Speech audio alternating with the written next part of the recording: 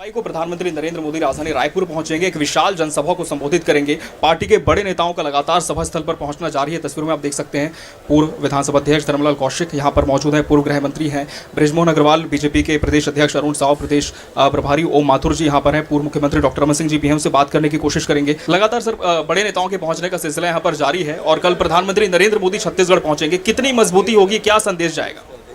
प्रधानमंत्री जी नरेंद्र मोदी जी अब सिर्फ देश के नहीं पूरे विश्व में उनको जो मान सम्मान स्वाभिमान मिल रहा है और इससे भारतीय जनता पार्टी मजबूत होगी और 2023 के चुनाव में सरकार बनाने के लिए हमारी पूरी ताकत लगेगी और 2023 में हम सरकार बनाएंगे। मोदी जी चुनाव अभियान की शुरुआत कर रहे हैं और सरकार बना के ही हम दम लेंगे।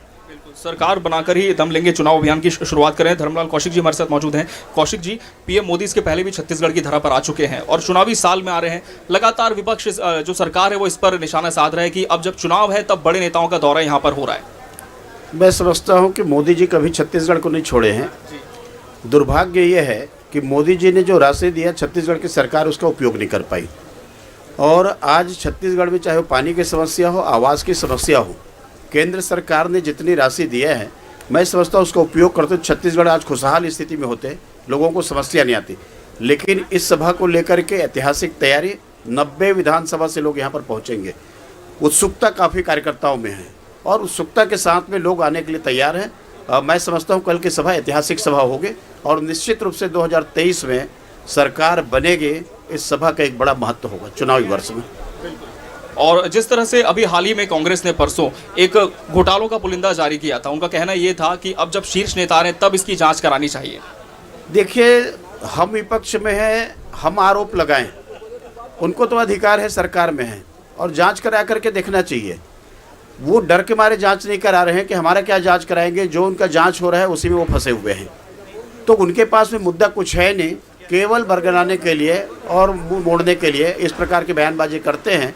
वास्तविक में उनके गौठान की जांच करा दी जाए, पीडीएस की उनकी जांच करा दी जाए, इसके आपके जल मिशन की जांच करा दी जाए। ये सब कटघरे में खड़े हुए हैं और जांच करा दी जाए तो कोई बचने वाले नहीं है, सारे जेल जाएंगे।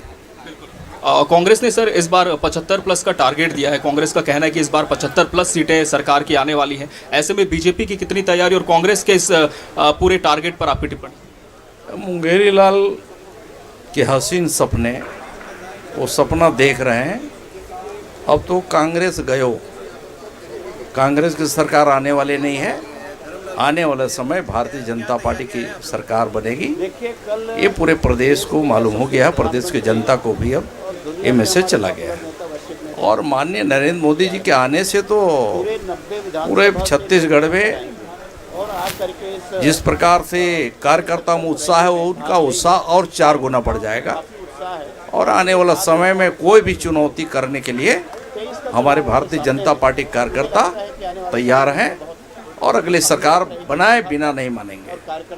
तो आने वाले समय के लिए भारतीय जनता पार्टी के कार्यकर्ता तैयार है और आने वाले समय में हम बिल्कुल नहीं मानेंगे कह रहे हैं। और आइए कुछ और नेताओं से हम बातचीत करते हैं, यहाँ पर लगातार जुड़े हुए हैं। सर, कल पीएम मोदी का एक बड़ा दौरा यहाँ पर है, एक आम सभा को संबोधित करेंगे। कितनी मजबूती पार्टी को मिलेगी?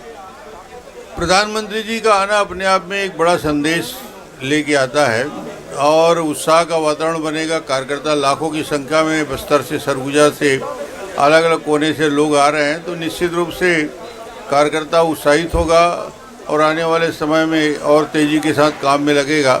मोदी जी देश के लिए, छत्तीसगढ़ के लिए बहुत सारी योजनाएं और प्रोजेक्ट का लोकार्पण और भूमि पूजन भी कर रहे हैं। नेशनल हाईवे के कुछ प्रोजेक्ट हैं, कुछ रेलवे के प्रोजेक्ट हैं, तो छत्तीसगढ़ को इसका लाभ मिलेगा। सर, 15 सालों तक अब इस पूरे प्रदेश के मुख्यमंत्री थे। पिछले 5 सालों में अगर सरकार का कार्यकाल देखा जाए तो क्या लगता है विकास के कोई नए काम यहाँ पर हो पाए हैं? छत्तीसगढ़ में 4.5 साल निकल गया, कोई सड़क नहीं, कोई पुल नहीं, कोई पुलिया नहीं, कोई स्कूल नहीं, कोई अस्पताल नहीं। विकास और निर्माण के सारे कार्य ठप पड़े हैं। सिर्फ और सिर्फ भ्रष्टाचार के सिवाय छत्तीसगढ़ में 4 साल में छत्तीसगढ़ को लूटा है। अब वो प्रमाणित हो गया। ईडी ने 2000 पेज का चार्जशीट न्यायालय में प्रस्तुत कर दिया। इससे बड़ा और प्रमाण क्या हो सकता है? बात करने के लिए। तो ये थे पूर्व मुख्यमंत्री डॉक्टर रमन सिंह, जिनका कहना है कि लगातार विकास के काम यहाँ पर पहले की सरकार में हो रहे थे, इस बार कोई भी विकास का नया काम नहीं हो पाया है। लेकिन फिलहाल देखना होगा कि पीएम के दौरे के बाद क्या तब्दीली छत्तीसगढ़ भाजपा में आती है और खासकर जो चुनावी मोड है, मिशन मोड है भाजपा का, उसे कितनी मजबूती मिल पाती है जमीनी स्तर पर। टीवी 24 के लिए रायपुर से कैमरामैन गणेश के साथ अमित शर्मा।